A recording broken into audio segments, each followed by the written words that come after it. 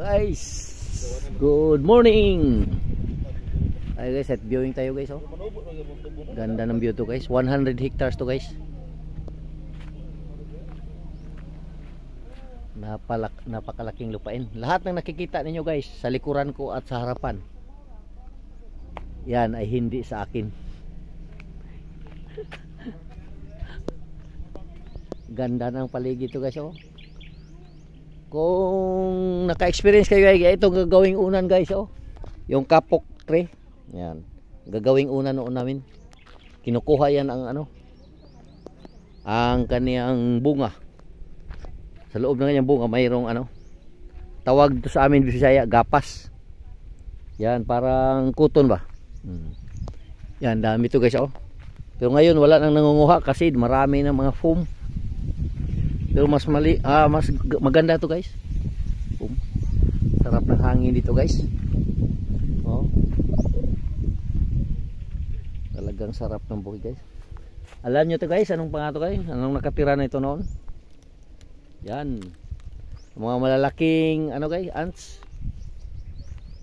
Oh, yung tinawag langgam sa Tagalog at humigas sa Bisaya. Oh, ito nakatira. So ito guys, oh, yung kapok na to guys, kukuhanin natin guys. Jump tayo guys, oh, ito.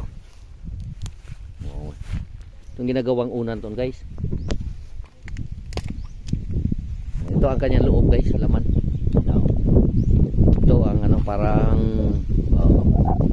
yan. Oh, no? Yan. Parang ano to guys, parang kuton.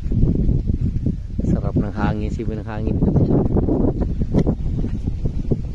Ay, salamat Lord, thank you sa magandang dami ng puno ng saging at ano guys, mga tubo. Kita pa mo ang malawak na karagatan guys, oh, Visayan Sea. Yung makikita mo dyan, Leyte, yung parang may ulap na bukirin, malayo.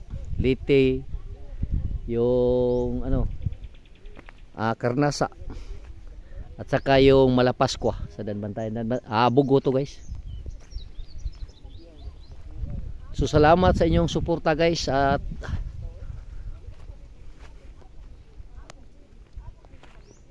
magandang araw sa ating lahat. Salamat sa inyong lahat.